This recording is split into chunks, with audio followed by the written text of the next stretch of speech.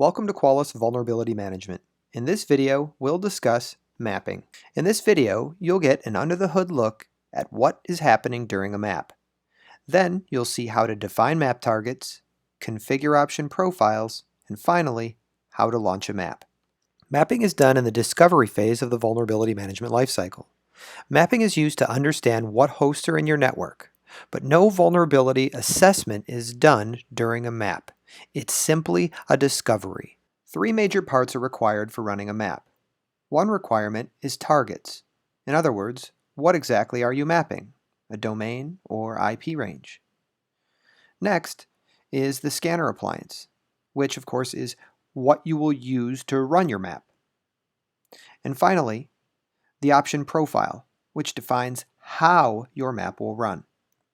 By simply knowing your domain, an attacker might then try to see what other information he can glean about your network. Qualys tries to emulate similar activity in a non-intrusive way to provide visibility on what is being exposed in your NetBlock or domain. Here are the general steps on what happens when you run a map. First, the service is going to look at the domain provided and do a whois. If an IP range was provided as the target, then the service will try to perform a reverse lookup to see if it can find a host name. It's important to remember, wherever you're mapping from, you will need layer 3 routing to map or scan a host. Qualys will then attempt to perform a zone transfer to see if it can find other IPs within the domain. The map will also try to take the domain name provided and perform a naming brute force to understand other hosts that may be associated with it. For instance, if I were to plug in Qualys.com, the service would try to enumerate ftp.qualys.com, www.qualys.com, mail.qualys.com, and so on. There are about 100 of these brute force guesses, and it's simply trying to figure out other hosts associated with the domain. A trace route is run to understand the network and how it's being segmented. Next, Qualys will perform a live host sweep, where it will ping and attempt to discover hosts on 13 common TCP ports and 6 UDP ports, which are configurable. A response on any port tells the mapping service that the IP address is alive and there's an actual host there. Finally, the service does an OS fingerprint during the map. It will give you a best guess as to what the operating system is on the host. It does this by investigating the time to live, maximum segment size, window size, and TCP options on those responses from the target. Mapping is free in Qualys, but before you can run a map, you first need to define the targets in your account. In Qualys, you can map by domain or by IP address. You can also define asset groups which refer to domains or IPs. The place to add hosts as map targets is under Assets and then the Domains tab. You need to ensure either the domain or the IPs you'd like to map are in this section.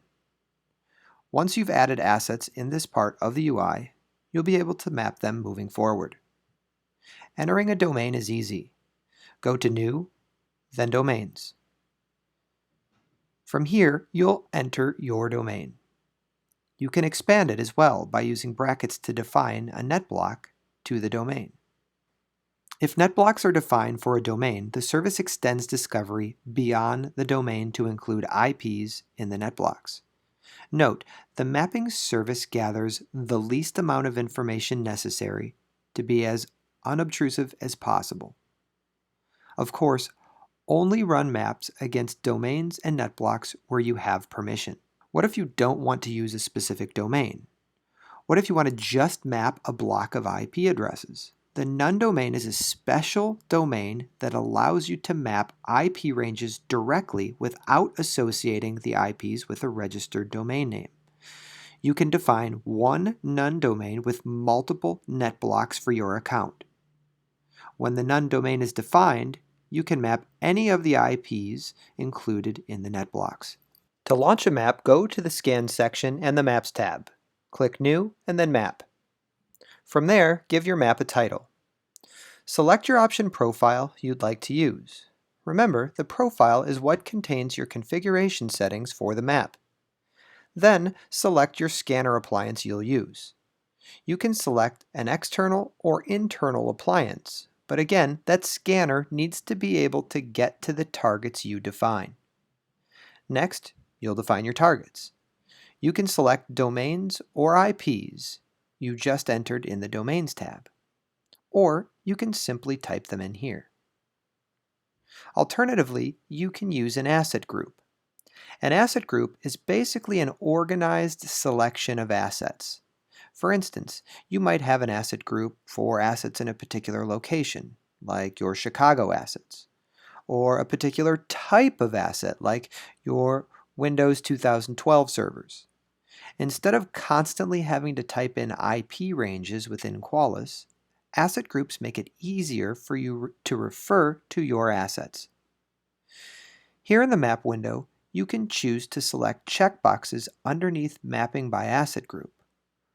Within an asset group, you can add IP addressing and/or domains. So this tells the service which part of the asset group you'd like to use as a target when you launch your map. If you go into the Assets section and the Asset Group tab, you'll see what I mean. Here, you can choose to define the targets in an asset group by IP address. Or you can tell the service you'd like to use a specific domain. When you run a map, you can run by domain, IP range, or both together, and the service will create separate map results for each. Whenever you run a map or scan, you will always need to select an option profile to tell the engine how it should work. In order to configure a new option profile, you have to navigate over to the Option Profiles tab under the Scan section. Then you can click New and select Option Profile. For mapping, there are two relevant locations within the option profile. Start with the Map tab.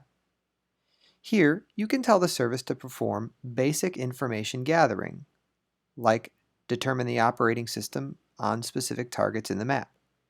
You can tell it to do this for all hosts included in the map, or just hosts that are part of your subscription, or just hosts within the NetBlock you defined. The ports you'll use for that enumeration are defined below. Notice you can customize this up to 20 ports. Also notice it's fairly small number of ports because mapping is meant to be lightweight. Underneath that, there is a feature checked by default called Perform Live Host Sweep. This setting is on by default. When disabled, devices will only be discovered using DNS discovery methods like DNS, reverse DNS, and DNS zone transfer. Qualys will not use the other ICMP and TCP mechanisms to discover devices. You'll want to be sure this setting is on, especially if you are mapping by NetBlock. You can also disable DNS traffic. This means no DNS reconnaissance will be done against the NetBlock during the map. Next are the performance settings. Configure map performance settings to determine the intensity and speed in which the service maps NetBlocks. The overall map performance level determines the number of NetBlocks to map in parallel, the number of IPs included in each NetBlock, and the delay between groups of packets sent to each NetBlock. Next, take a look at the Additional tab. Here you can set the ports that will determine whether or not a host is alive during the live host sweep. This provides an idea as to whether or not a device will respond to the scanner queries. You can change the TCP and UDP ports used for host discovery if you know your hosts would be discovered over different ports. There is also a relevant section called Packet Options. These options may be useful in certain scenarios. Sometimes a firewall will respond on behalf of a device sitting behind it. First, you can see the Ignore Firewall-Generated TCP Reset Packet option. When this option is selected, the scanning engine will try to identify firewall-generated TCP reset packets and ignore them. It is not always possible to actually determine whether or not a reset packet is firewall-generated. This is a best effort, and usually a better practice is to place the scanner appliance you are using behind the firewall to map as though you are on the same segment. The scanning engine makes a best effort to identify firewall-generated reset packets. If the target for a scan or map is a range larger than a Class B, the scanning engine will not attempt to figure out whether reset packets are firewall generated. It will just ignore all reset packets. You can also choose to select Ignore All Reset Packets. This option is used if you are trying to find assets that are only discoverable on certain ports. Similar to Ignore Firewall Generated Reset Packets, you can also tell the service to ignore firewall generated SYNACT packets if a filtering device is responding with SYNACTs, making a host appear as alive. Now let's take a look at some map results. We've run a map, and we can use the Quick Actions menu to view its results in a graphic mode, view the report itself, download it, or relaunch the map using the same settings. I'm going to view my report.